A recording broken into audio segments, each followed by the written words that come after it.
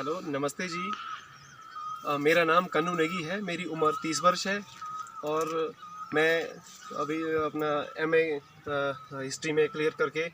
फिर और technical education में आईटीआई पास हूँ। तो स्टार्टिंग में तो मेरा कोई ये बागवानी का कोई शौक़ वगैरह नहीं था। तो बीच में जब मैंने जॉब शुरू की तो बीच में अगर मेरा रुझान बागों की ओर हुआ तो फर्स्ट साल में देखा मैंने कि बागवानी का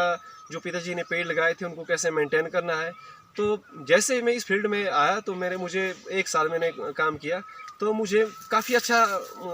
जो इकोनॉमिकली मुझे काफ़ी बेनिफिट हुआ। तो फिर मेरी शौक़ और बढ़ गई कि जॉब से बेहतर तो मेरा ये काम है, क्यों ना अपनी जॉब छोड़ के मैं अपने पेड़ पौधों की रखवाली करूं, प्रॉपर तरीके से मेंटेनेंस करूं, इनका जो अपना सॉइल मैनेजमेंट वगैरह जो भी रहता है, खाद गोबर का, क्यों ना इस मेहनत को मैं करूं।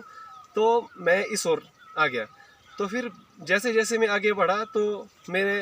अपना यहाँ पे सेब उगाए हैं, अपना पलम के पौधे हैं, अपना आड़ू के पौधे हैं। पलम में 2-3 वैरायटियाँ पलम्स की है, बाकी मेरे पास अपना ये रॉयल ही है, रॉयल के ऊपर ही काम किया है। मैं आगे अपने जो बागवान साथी हैं उनको भी बताता हूँ कि आप जुड़े रहें और हम बिल्कुल ऐसी केमिकल मुक्त खेती करें, अपने पेड़ पौधों को केमिकल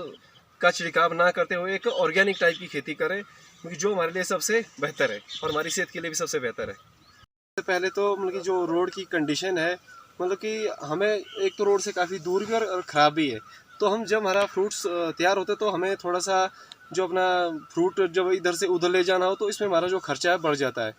तो इसमें हम जैसे अपना नेपाली लोग आते हैं हमारे बगीचों में, तो उनका भी रोज़गार का साधन है, वो यहाँ से सेब ले जाते हैं और उनको मतलब कि उनको पैसा देने से हम चाहते हैं कि हम खुद भी उठाएं। तो हम खुद भी जहाँ तक हमारी क्षमता है तो हम खुद भी ले जाते हैं, उससे थोड़ा जो हमारी दिहाड़ी खुद की भी बन जाती है। तो मोस्टली कि अब तो जैसे रोड का सर्वे वगैरह हो गया कि विभाग अपनी पूरी तैयारियां कर रहे हैं, तो कुछ वजह से मतलब कि रोड स्लाइड वगैरह हुआ है और वहाँ काम वगैरह चला है, तो हमें उम्मीद है कि रोड ठीक हो जाएगा। दूसरा, हमारा जो क्षेत्र है देखने में काफ़ी सुंदर है और तो टूरिज़्म के माध्यम से भी डेवलप हो रहा है। तो टूरिस्ट यहाँ पे आ रहा है, तो उस तरह से भी मतलब कि रोड का होना तो बिल्कुल लाजमी ठीक होना चाहिए, तो तभी यहाँ पे टूरिस्ट आएगा। तो उस नाते भी हमने मतलब कि जो विभाग वाले भी अपना काम कर रहे हैं और हमें लगता है कि भी कुछ टाइम तक रोड ठीक हो जाएगा। सर, जो बिज़नेस प्लान के तरीके से देखा जाए तो मेरा सभी बागवान साथियों से यही रहता है कि हम अपना जो बगीचे में बिल्कुल ऑर्गेनिक सेब बनाए, मतलब कि जो ऑर्गेनिक खेती करें, इसमें केमिकल ना डालते हुए मतलब आप ऑर्गेनिक खेती, अपना खाद गोबर जो भी शेड्यूल रहता है, तो इस तरह से हम हमारी जो एक्टिविटीज़ रहती है, जो टूरिस्ट यहाँ पे आएगा तो यहाँ का अगर फ्रूट टेस्ट करेगा, क्योंकि वहाँ का टेस्ट और यहाँ के टेस्ट में बहुत दिन रात का फ़र्क है। अगर टूरिस्ट यहीं आके फ्रूट को देखेगा, फ्रूट क्वालिटी देखेगा और यहाँ का टेस्ट देखेगा, तो हम चाहते हैं कि जो हमारा फ्रूट्स मंडियों के बजाय अपना, जब हम पे इतने होम स्टेज चले हैं, तो हम यहीं आके टूरिस्टों को अपना सेब बेच दें। टूरिज्म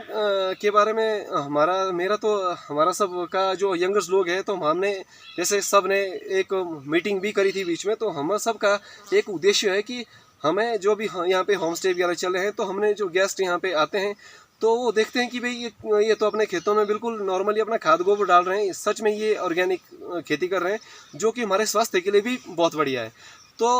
हमारे को जो कि यहाँ पे टूरिज्म के मदद से जो कृषि के माध्यम से हमने देखा, तो टूरिस्ट खुद कह रहे हैं कि भाई आप सेब बनाओ, हम आपका सेब यहीं से ले लेंगे। मतलब कि अगर 20 टूरिस्ट आते हैं, अगर 20-20 बॉक्स भी ले जाते हैं, तो हमारा लगभग एक गाड़ी का माल यहीं पे खपत हो जाता है और हमें उसके बहुत अच्छे रेट्स मिलते हैं, जिससे हमारा सेब यहीं से जाएगा और उसमें हमारा जो ट्रांसपोर्टेशन का खर्चा वो भी बच गया, यहाँ से ढुलाई का खर्चा वो भी बच गया, और जितना भी जो बचा उससे बागवानों की मतलब कि जो आर्थिक स्थिति अच्छी होगी। मल्चिंग करने का हमारा जो पहले पर्पज़ है, हम मल्चिंग क्यों करते हैं, तो हमने जो मल्चिंग किया क्योंकि हमारे यहाँ पे बहुत ज़्यादा घास उग जाती है और जो वो घास हमारी पेड़ों तक आधे तक आ जाती है। तो फिर मैंने सोचा कि क्यों ना इसकी खाद यहीं पे बन जाएगी। तो मैं आपको थोड़ा सा दिखा देता हूँ। जो हमने सारी जो घास यहाँ पे थी, यहाँ पे 3 दिन पहले मैंने जो सारी घास यहाँ पे थी वो सारी यहाँ पे डाल दिए, और आप देख रहे हैं बिल्कुल अब जो घास अपना सड़ के बिल्कुल उसने अपना जो यहाँ पे अपना खाद का रूप धारण कर लिया है और यहाँ पे बिल्कुल बुरबुरी हो गई है, और मतलब कि इसके मतलब कि बहुत ज़्यादा फायदे पेड़ को मिलेंगे। अभी तक मैंने जो आपको बताया कि मैं इस तरह से अपना जो कृषि करता हूँ, इस तरह की मल्च करता हूँ, इस तरह का जो भी मेरा रख रखाव जो अपने बगीचों का है, और जो सबसे मेरा जो मेन मोटिव है, जो मेरा जो कृषि जो बिजनेस प्लान है,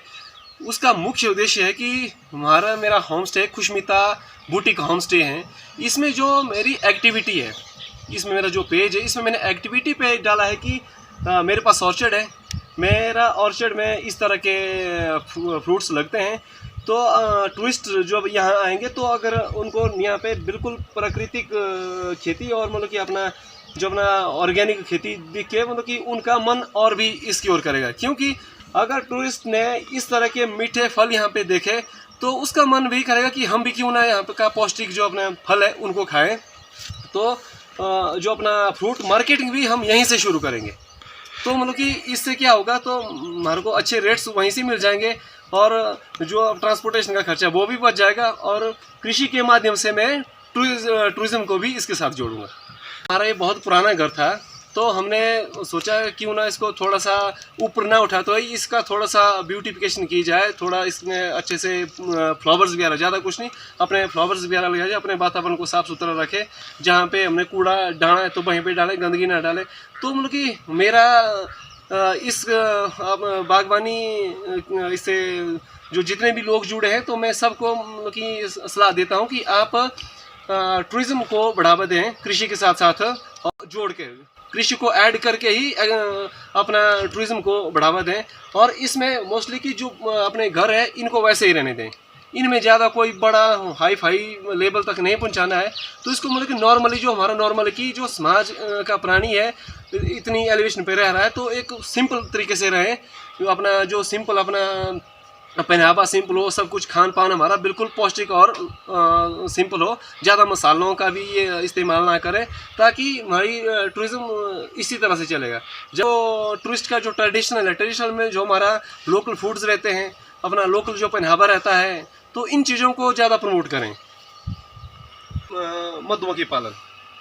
हमारे पास मधुमक्खियाँ हैं यहाँ पे, उनके तो बगीचों में रखी हुई है। तो जब देखते हैं कि भाई यहाँ तो मधुमक्खियों का क्या काम होता है, कि आपने वो वक्त से क्यों लगाए, वो इन चीज़ों को बड़ी गौर से देखते हैं। जब हम उनकी प्रक्रिया बताते हैं कि इनका इस तरह का कार्य रहता है मधुमक्खियों का, जो भी उसमें जो अपना जो मधुमक्खी जिस तरह से कार्य करती है, तो उसका वैक्स का क्या रहता है, जो उन्होंने